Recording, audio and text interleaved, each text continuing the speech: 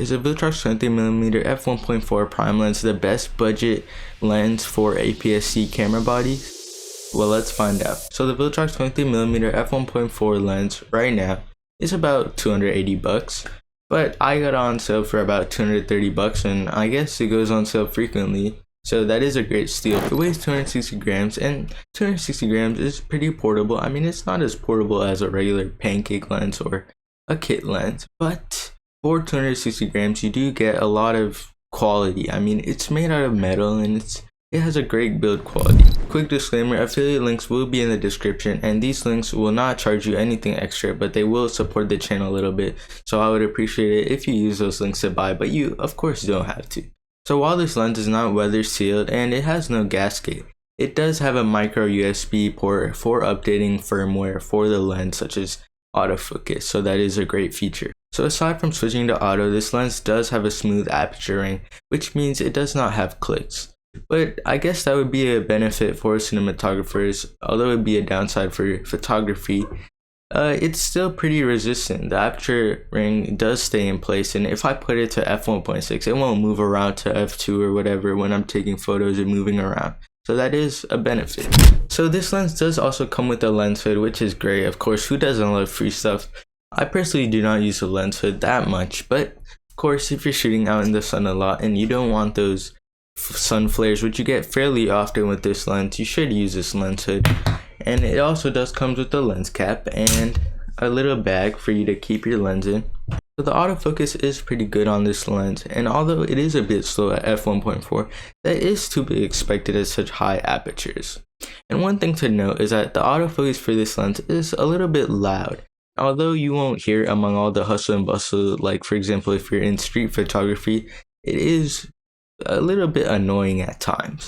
Now this lens doesn't have OSS, but for me that's not much of a problem because I can just use software stabilization or gyro data, or you can just use your in-body stabilization for your camera. Now VILTROX does offer a few different kinds of prime lenses, and some are cheaper than this lens. But the reason I picked this lens is because of its focal length at 23mm. Now 23mm is a full frame equivalent of 35mm, which is a pretty much perfect focal length for street photography and all types of photography, as you can kind of get the background along with the subject, which is great for getting the setting in the shot. Now beginners typically like 50mm a little more, since they can sit a bit farther away from their subject. But 35mm is also great, and it's all up to preference. Focal length, it's all up to what you like and what your style of photography is. So since this lens is a prime lens and it comes at f1.4, you can get great blurry backgrounds and great bokeh. So that's great for street photography or portraits or any type of photography you would want. So now let's look at some quick examples of photos with this lens. So all these pictures are unedited just to show you how this lens is right out the box. So this is just a picture of some fall leaves, and you can see right off the bat some sun flares. Now, to be honest, I did not use a lens hood for this picture, but even with the lens hood, you do get a fair amount of sun flares and flaring in your photo when you're out in the sun or out with bright lights, especially in the nighttime. So that is something to keep in mind. There is also some chromatic aberration, as you can see, some blues and red hues that come up. That is another big negative of this lens, and you should keep that in mind. But it is a very budget lens, so what can we say? We also see with this lens that quality and sharpness goes down as you get to bigger focal lengths or bigger apertures, such as f1.6.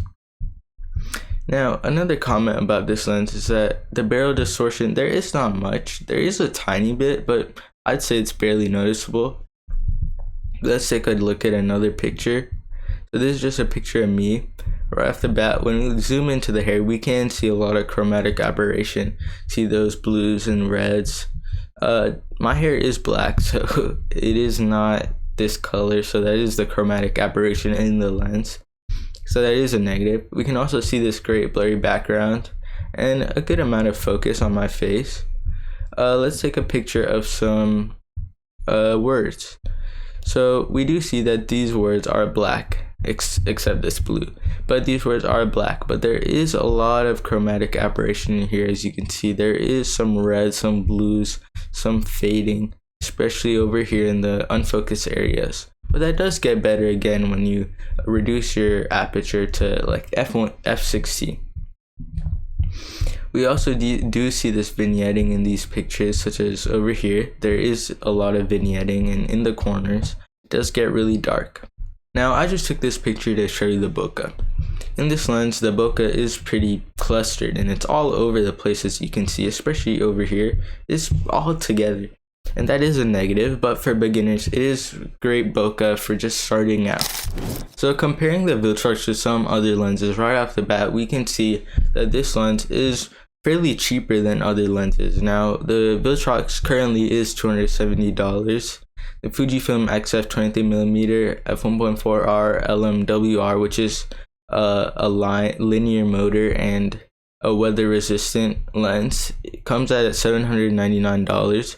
The Fujifilm XF 23mm without the linear motor and the weather sealing is $420, so that is a good amount lower, but it is still a lot higher than the VILTROX lens.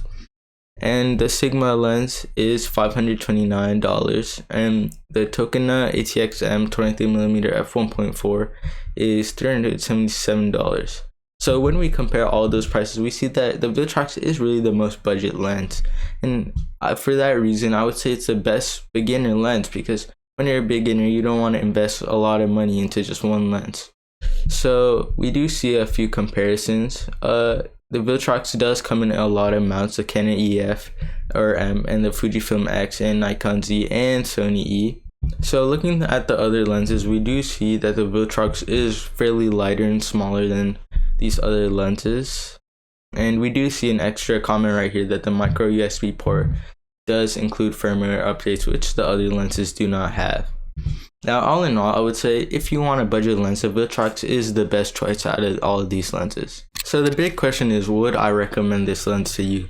And if you're a beginner, I would definitely recommend this lens to you. It has a great budget, a great build quality, and it's great for the price. And for a beginner, these are all things you want. Something you can explore photography with or explore cinematography with and find what you love, what you like about it, and what you're trying to do. And I myself, I am a beginner, so I can't say this from experience. It is a great lens for beginners. Now that being said, if you are a professional, of course, spend your money elsewhere, save it up and get a better lens so you can get the best product, the best photo that you can for your clients and everyone you're taking photos of. But again, this lens is great for beginners since it is at a great budget and it has great quality for beginners. So I would recommend this lens, and I would buy this lens if I were to buy it again. With that being said, I hope you comment, like, and subscribe, and I hope this video was helpful to you.